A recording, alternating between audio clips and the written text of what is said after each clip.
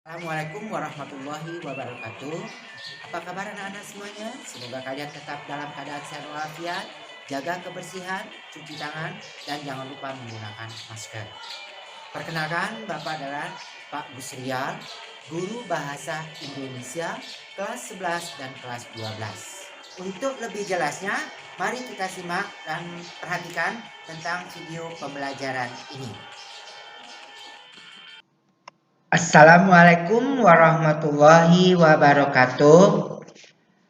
Bertemu kembali anak-anak dengan Pak Gus Rial dalam pelajaran bahasa Indonesia tentang teks prosedur. Di sini Bapak akan menjelaskan apa sebenarnya yang harus kalian siapkan dalam belajar bahasa Indonesia. Apakah sudah siap? Mari kita mulai.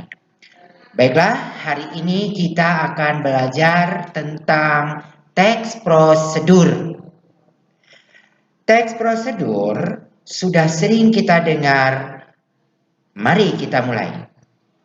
Apa itu teks prosedur? Mungkin anak-anak akan tahu sebenarnya teks prosedur itu apa. Nah, untuk lebih pahamnya, mari pengertian dari teks prosedur adalah teks yang berisi penjelasan langkah-langkah yang harus dilakukan untuk mencapai tujuan tertentu. Selanjutnya, ya, jadi teks prosedur itu sudah tahu anak-anak untuk mengerti. Untuk apa teks prosedur itu dibuat? Tujuan dari teks prosedur adalah tujuan dari penulisan teks prosedur itu untuk membantu pembaca agar dapat melakukan atau membuat sesuatu dengan tepat dan cepat. Apa saja struktur dari teks prosedur, bagian-bagian yang ada dalam teks prosedur. Struktur teks prosedur itu ada 4 item. 1, pendahuluan yaitu tujuan. Yang kedua, material, alat, dan bahan. Yang ketiga, langkah-langkah. Dan yang keempat, penutup. Sedangkan untuk, berarti teks prosedur itu ciri-cirinya apa saja ya? Mari kita lihat. Jadi umum, ada tujuan tertentu. Yang kedua, berisi langkah-langkah kita melakukan sesuatu. Yang ketiga, terdapat batasan aturan dalam melakukan kegiatan. Yang keempat, isi kegiatan dilakukan secara urut. Jika tidak urut disebut dengan tips.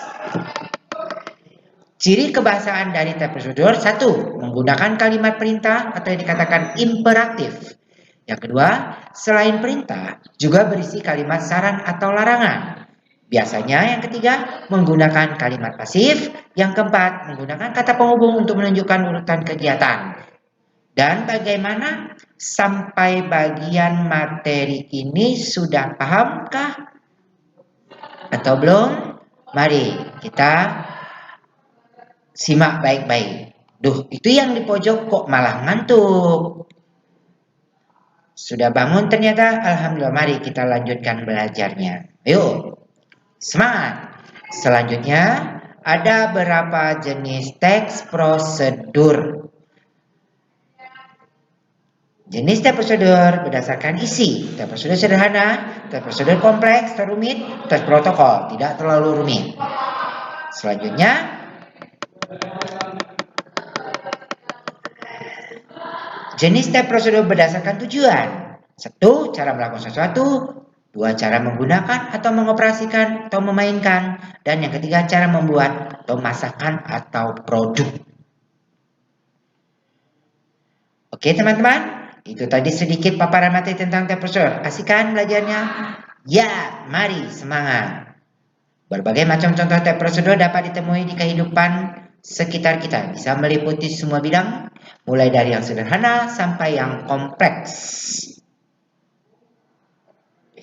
Ada banyak sekali media yang dapat kita manfaatkan untuk menemukan informasi termasuk tentang teks prosedur. Teman-teman jangan malas membaca ya.